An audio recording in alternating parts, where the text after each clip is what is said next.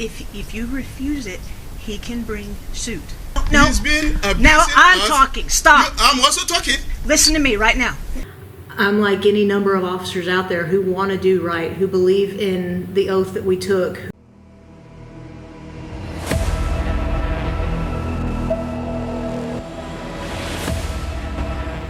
All right, Georgia Transparency sitting here in the wonderful city of Woodbury. We also have the wonderful Woodbury Police Chief in here with us. Chief, I'm going to say Chief Raff. I believe that's what I heard on the phone call. That's what I go by. So that's what I'm using. We have Sergeant Diane Campbell with the Woodbury Police Department in an interaction that you saw in a previously released story. And we're just here to speak with her and to just get some information, just some basic information, and just pick her brain a little bit about how she serves the public and how she serves the people of this wonderful city and in this county. Sergeant Campbell, can you just give us your I already said it, but your name and position with the Woodbury Police Department, and then you can move into how long you've been here with Woodbury. Sure. Like I said, my name is Sergeant Diana Campbell. I'm a patrol supervisor here at Woodbury. I've been here almost a year now. I've been in law enforcement starting in 2001, actually. And you've been here the whole time? No, sir. I've only been here about a year. About a year? Awesome. Awesome. And then where were you at beforehand, like different? So I actually started my career north of the perimeter and then found my way down here to the nice, easygoing side. Awesome, awesome. Cool. Your oath of office and how it pertains to protecting all citizens' rights. I understand that you've signed it. You took an oath. Absolutely. And do you feel that you're fully upholding that oath to the public, to the people, to the taxpayers? I certainly hope so. I do my best to honor that, not just every day, but in every interaction. That's what the community deserves at all times. He has been here a number of times. I don't care. Call Raff. I don't. Call him. It doesn't. Call your Listen, boss. right now I'm in charge. Call your boss. No. You have an obligation to accept the paperwork so he can get on about his day, and you can't too. There's other people out here waiting for service, and you're not giving it to them because you won't accept. You won't talk. And one of the ways I like to explain when we go to a call, it's like somebody's given us a 500-piece jigsaw puzzle and turned every piece upside down and hidden the box, so we don't know what's there. And the only way we're going to piece it together and get the full picture is by getting information from everyone that's there and the information that we gather visually at the scenes. And then with the interaction that took place, the incident that took place, and do you feel that that's what you did as well? Gathered pieces from both sides and formed a conclusion to mitigate the conflict that was going on, as well as making sure everybody was following the law and protecting the people's rights. I definitely tried to talk to everybody involved. You explained what you were there for. It was more than reasonable requests that were being made. We tried to gain compliance, explaining aspects of the Open Records Act in Title 50 of the Georgia Code. We did the best we could that day, and unfortunately it was not as smooth as a lot of incidents that I respond to.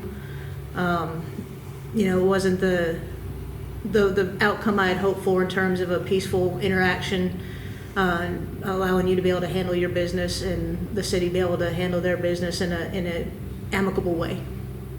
And in your opinion, does Post give adequate training? In your opinion, does Post give adequate training about the U.S. Constitution, specifically hitting on the First Amendment? Beginning in day one of mandate, we start talking about constitutional law, and a number of classes that continue out, whether it's an online training course or an in-person course, there's always discussion about constitutional amendment rights. And not only does Post provide strong foundations for officers, but it's important that officers take the initiative to further educate themselves, to be versed on what's going on with case law as well as the basic foundation of what the courts have established prior to our times. And speaking of case law, do you follow and understand previous case law regarding the First Amendment and apply it to the position as a law enforcement officer? I do actually subscribe to a lot of different websites to make sure I can stay as up to date as possible regarding case laws. We get annual training and updates every year, not only through the Public Safety Training Center and Post. We try to maintain that inside of the department as well to make sure all the officers are kept up to date. I'm not going to sit here and say I can quote every case law that exists, but I do try to do a lot of outside reading so that I have the most up-to-date information to pass along to the rest of the officers in our department. And do you understand what as a particular Georgia Supreme Court case law, do you understand what Smith versus Cumming, Georgia, Smith versus the City of Cumming, Georgia is, and your opinion on it? From my readings on that particular case, it involves the right for the public to film us in the course of our duties, so long as it's in a public place and it doesn't interfere with our actions and duties.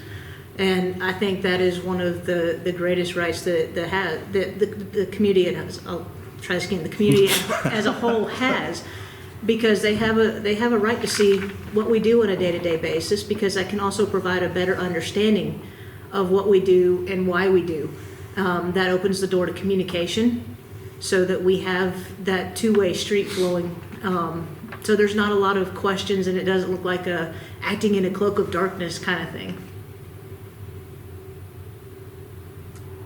You seem to know a lot about this one here, this particular, because this one's cited a lot, especially with people, I want to say press, stuff like that here in the state of Georgia. A lot of people's reference that specific case law.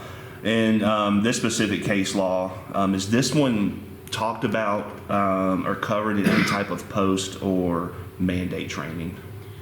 It's been a long time since I've been to mandate, so I can't say what they do in there, but I know it's been discussed when I went to a couple of informational classes, public information related classes. It's also just been a topic in in-service courses that we've had. And as part of my training with new officers, we also make sure it may not be named by the actual case, but we have had many discussions with everybody who's ridden with me that it's important to understand that the public has a right to film us, again, as long as it's a public place and that it doesn't obstruct the duties that were being carried out.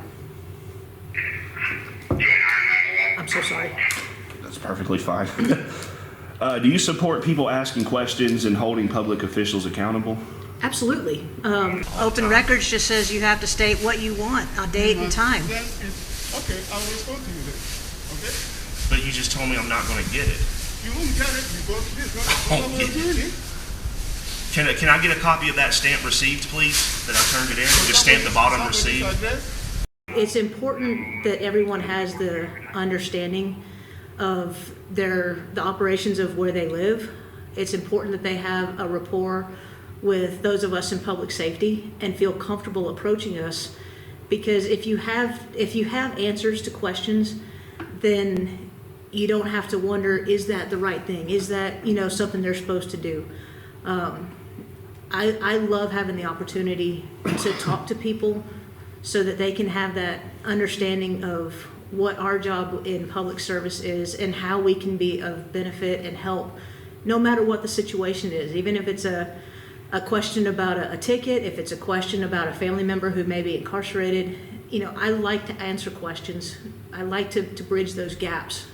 As a sergeant, meaning that you're obviously you're in a supervisor position. You have officers that are under you. Do you think it's important to review your subordinates individually and not as a group? It's important that we understand how our division operates as a group, but it's also very important to look at the individual officer, because everybody's going to have their strengths and weaknesses, and we can work together to better our weaknesses. And if I have somebody who excels in something, then having them work with all of our officers to give that knowledge and insight is something very important. And then we also open the door for those officers who may not have, had an interest in something, and then something sparks that. then we can work with them to build their confidence, build their knowledge. So it's kind of both sides of it. Awesome. So like, just for example, like just use two for example. If one is getting in trouble that you have to continuously perform disciplinary actions on for whatever reason, then you have another officer that's under you that's operating high tempo, doing great.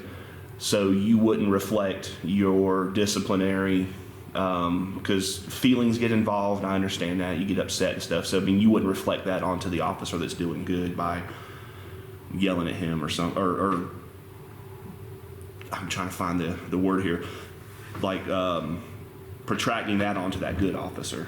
No, we don't Versus- want to discourage somebody who's working hard to do the right thing. If we have somebody that's having trouble doing what we expect of them, there's a number of steps involved, from a verbal counseling to writing with a supervisor to requiring them to attend certain training classes, depending on what the situation is. If it's a driving problem, if it's an interaction with people problem, we want to address those specific issues. And in those instances, a supervisor is directly involved with their actions, in reviewing their videos on a daily basis to make sure that they're maintaining the standards and expectations.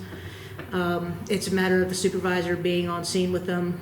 And like I said, it comes down to also riding with the supervisor, so they have that constant interaction to monitor their behavior out of the public eye.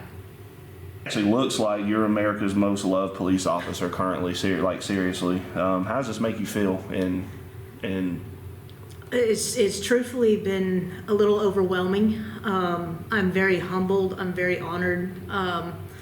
The words of kindness that have poured out for me and the department and the city have just touched my heart in a way that, quite frankly, brought me to tears a couple of times yesterday. But when it comes down to it, I'm like any number of officers out there who want to do right, who believe in the oath that we took, who believe in what our badges represent, who truly have a heart for service to the communities. And they're out there and they desperately, want to have those relationships with the community. In this particular case, I did my job. And, there's thousands of officers out there who I have full confidence would be willing to do the same thing because it is the right thing.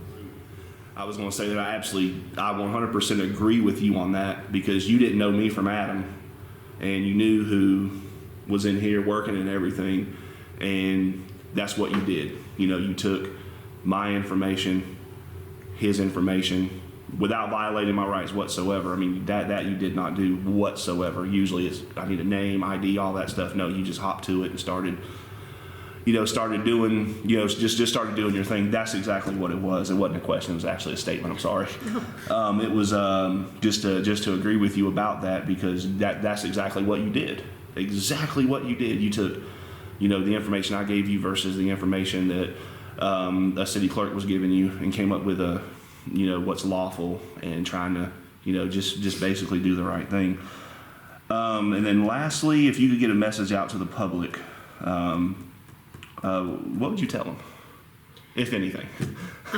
First and foremost, again, I want to say thank you so much for supporting our department, for supporting me. Please know that we truly are out there to be a part of the community, and we want to be able to help. We're people in this community just like anybody else. I mean, we may do a job that not everybody wants to do, but behind the uniform beats a heart just like anyone else. And we truly care about the people in our community. And, I know our goal specifically here in Woodbury has been to come together for the betterment of this city as a whole. And I know that there's a lot of, hiccups in our society today, but we truly want to be there to help you. Amen. Awesome. Seriously good, for real.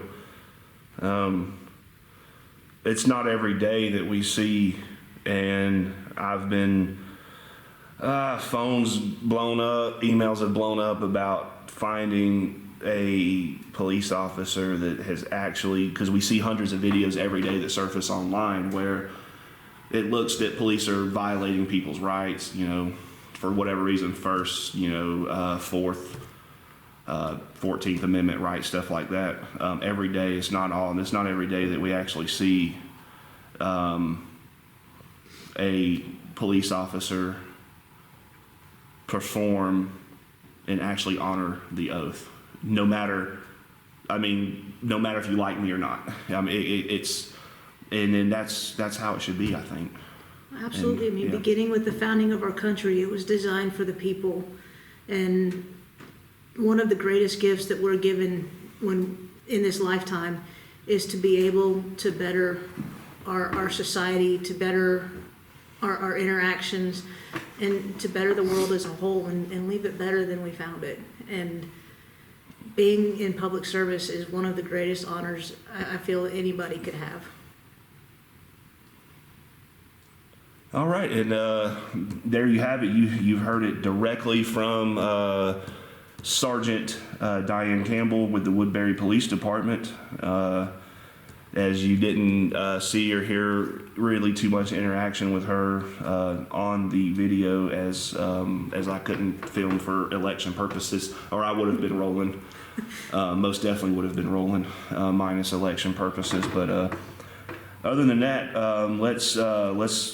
let's continue to support the city of Woodbury as they go through this, and getting the mayor removed, and getting the clerks removed, and getting someone in here that at least knows what they're doing halfway. Halfway knows what they're doing. And seriously, great job. For real, great job. And then to our chief, Chief Raff. I think it's Raff. I'm just gonna say Chief Raff. Raff. I can't. Raff Rosier. Raff Rosier. But Raff works. That's what Perfect. everybody calls him.